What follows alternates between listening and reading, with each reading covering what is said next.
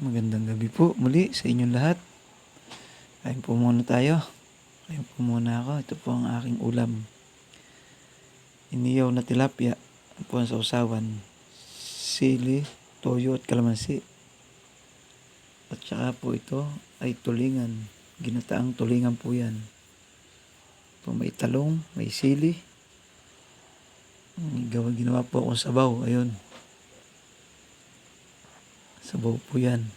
Gawa po ako ng konting sabaw para masarap po ang kain pag may sabaw.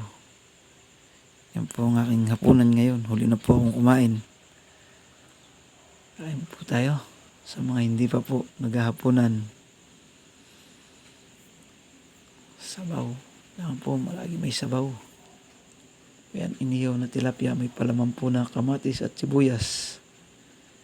Yan po ang kanyang sausawan. May sili, ang toyo at kalamansi.